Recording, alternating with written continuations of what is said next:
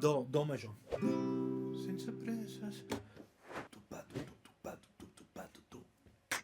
Renoi, tot això és molt difícil. Realment mai m'hagués imaginat que compondre una cançó del no-res fos tan complicat.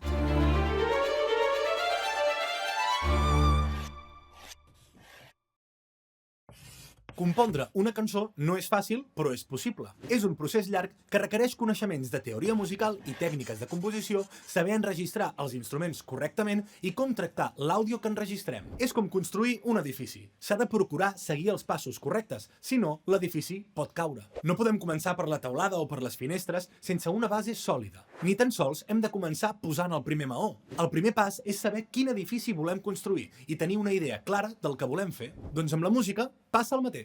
Conec un artista que ha entès això a la perfecció. Segur que el coneixeu. Ell és Bizarrap. Gonzalo Julián Conde, que és com es diu en realitat, és un productor musical de renom internacional. Ha produït música al costat d'artistes com Shakira, Peso Pluma o Rauw Alejandro. Ja de ben petit es va interessar per la música i va estudiar solfeig i piano. Ben aviat, el món de la producció musical el va enamorar i va dedicar la seva carrera a fer que els músics poguessin desenvolupar les seves composicions. Però com es fa això? Quins passos són els que s'han de seguir a l'hora de crear una cançó? Doncs bé, no hi ha una sola manera de fer-ho. Cada productor escull el seu propi camí. El procés creatiu, a vegades, és imprevisible. Però sí que hi ha certs processos que és important tenir en compte. Avui, a Supercampus, els podrem veure. Compondrem una cançó des de zero. Com ja he dit, primer de tot necessitem una idea. I no una idea qualsevol, ha de ser una bona idea. Què és el que volem transmetre? De què parlarà la cançó? Necessitem una lletra. Vull ser un gosset a la P7 i treure el cap per la finestra. D'acord, crec que ja tinc un primer paràgraf. Ara fa falta buscar uns acords per poder cantar la lletra.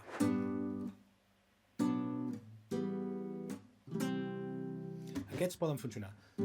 Vull convertir-me en una nit d'estiu on no hi ha por ni res molesta. Vull ser un gosset a la P7 i treure el cap per la finestra. Molt bé, ja tenim el missatge i un primer esbós de com seran la melodia i els acords. Ara enregistrem-ho. Les cançons se sostenen sobre 3 pilars fonamentals. 1. La melodia és l'element principal i qui du el missatge. 2. El ritme, que és bàsicament el que ens farà ballar. I 3. L'harmonia, que situa la melodia en un context sonor que anomenem tonalitat i ajuda a crear una atmosfera que complementa el missatge que du la cançó. Podem començar amb qualsevol d'aquests 3 elements. Per exemple, comencem per la base rítmica. En aquest cas, faré un ritme de bateria molt marcat amb alguns elements de percussió que ajudin a generar interès.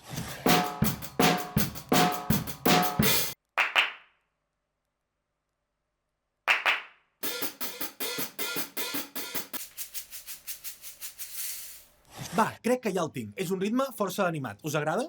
Sí, molt. Fantàstic. Ara és moment de posar-hi els acords que he compost abans. Utilitzaré bastants instruments, com la guitarra, el piano i alguns sintetitzadors. Així, crearé un paisatge sonor complex que generi interès en l'oient.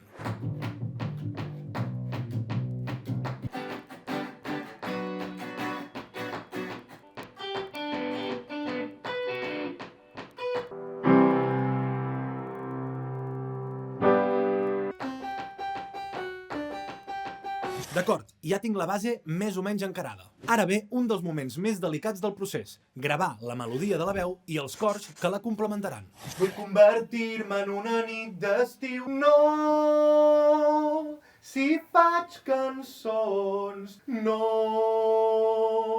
si faig cançons. Molt bé, arribats en aquest punt ja tinc tots els elements enregistrats. Entrem, doncs, en el procés de la postproducció. Com el seu nom indica, és el procés que ve després de la composició i l'enregistrament.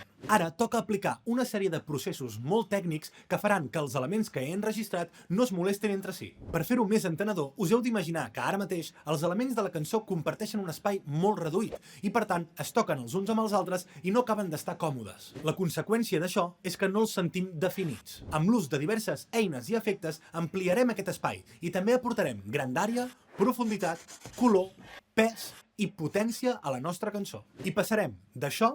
No vull ser una pel·li dolenta, no, si faig cançó. A això. No vull ser una pel·li dolenta, no, si faig cançons. Sentireu molt millor la diferència si us poseu auriculars. El canvi és abismal. És com passar d'una figura geomètrica 2D a una de 3D o d'una fotografia desenfocada a una fotografia ultranítida. Ara només falta mostrar la nostra obra al món a través de les plataformes digitals creades per a tal ús i potser amb un videoclip guapíssim que la complementi. Vull convertir-me en una nit d'estiu on no hi ha por ni res molesta. Vull ser un gosset a la P7 i treure el cap per la finestra. Vull ser una estrella i viatjar pel cel per poder dir que sóc valenta. Vull ser una història d'amor, no vull ser una pel·li dolenta, no. Si faig cançons per tu, m'oblidaré que el món es mou.